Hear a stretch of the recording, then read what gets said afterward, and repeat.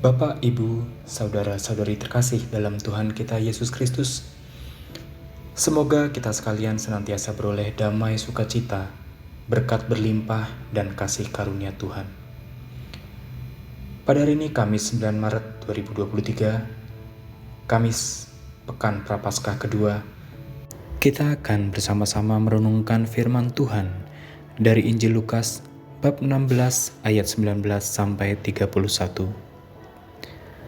Tuhan beserta kita sekarang dan selama-lamanya. Inilah Injil suci menurut Lukas.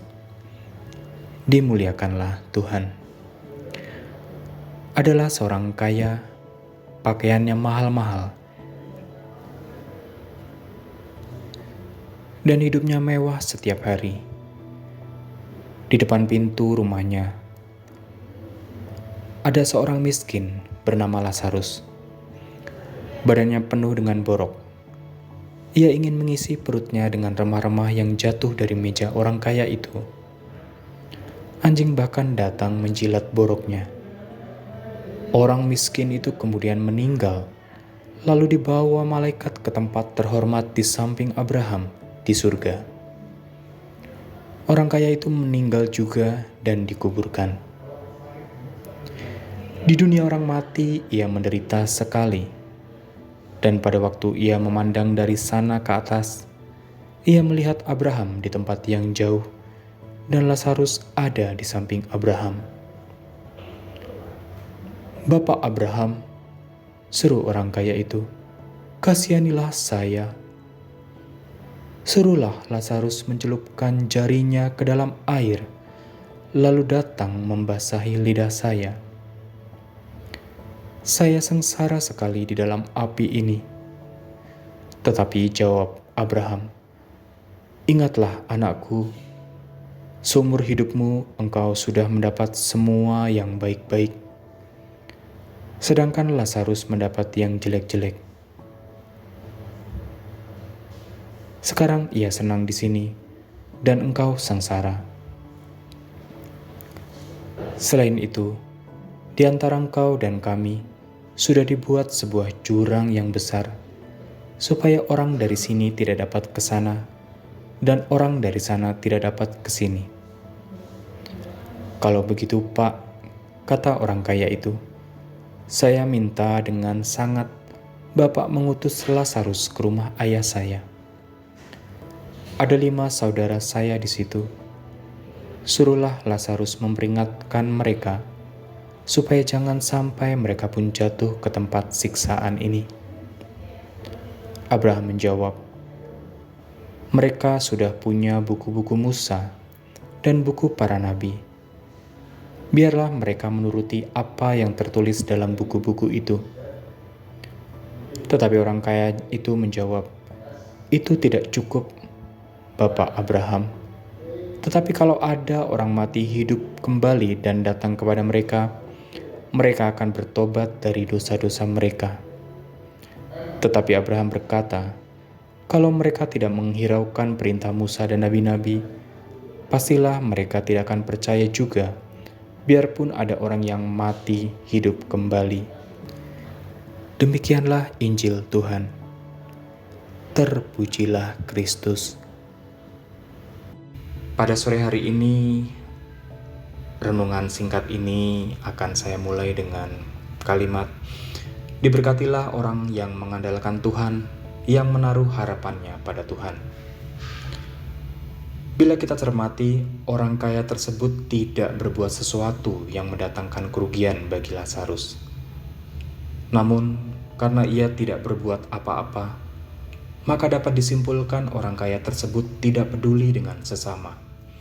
Ia menutup mata dan telinga terhadap kebutuhan orang sekitar. Ketidakpedulian inilah yang melahirkan jurang yang tak terseberangi antara si kaya dengan Lazarus yang miskin, yang akhirnya berlanjut pada kehidupan setelahnya.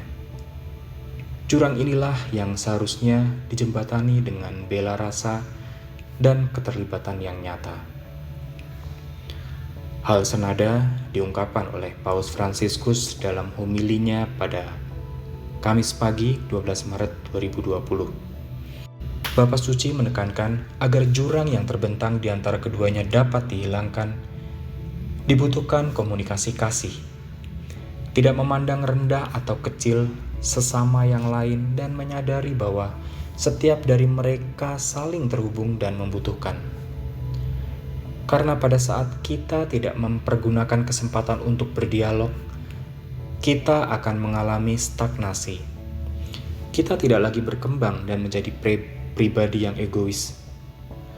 Perlahan kita membangun kenyamanan dan perlindungan dengan ego dan harta kekuasaan kita, sehingga tidak lagi mengandalkan Allah. Untuk itu, kita diajak untuk kembali menyadari bahwa segala kemampuan, harta, kuasa, dan status sosial merupakan anugerah dan titipan Allah.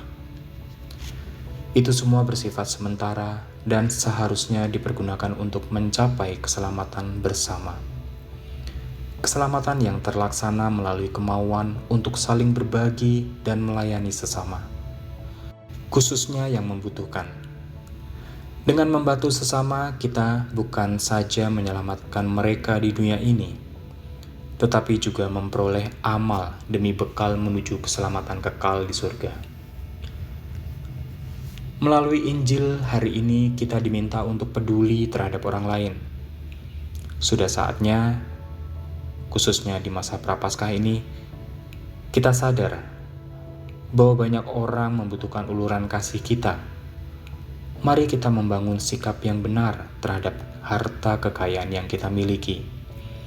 Dengan demikian, kita akan mengalami sukacita dan damai dalam hidup ini. Kekayaan tentu bukanlah sesuatu yang buruk. Namun, kekayaan juga bukanlah tujuan akhir hidup kita. Kekayaanlah hanyalah sarana agar kita dapat semakin menyadari kemurahan hati Allah dengan mau berbagi dengan sesama. Bapak, Ibu, saudara-saudari terkasih dalam Tuhan kita Yesus Kristus, bayangkanlah Allah yang menitipkan semua kemampuan, harta, kuasa, dan status sosial agar dapat kita pergunakan hanya demi kemuliaan Allah dan keselamatan bersama. Bagaimana wujud mengandalkan Tuhan?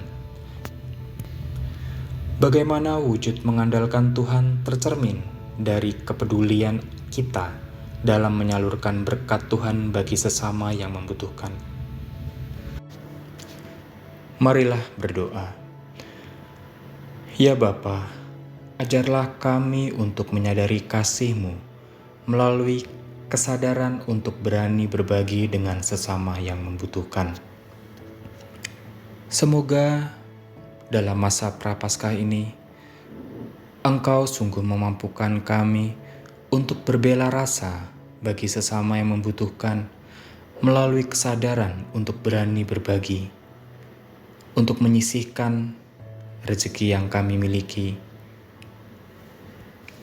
dan agar hati kami senantiasa tergerak oleh belas kasih kepada sesama yang membutuhkan. Amin. Semoga melalui renungan sore hari ini, kita senantiasa memiliki rasa untuk menyisihkan pengeluaran harian kita ke dalam celengan Yesus Tunawisma sebagai wujud kepedulian terhadap sesama. Amin. Tuhan memberkati.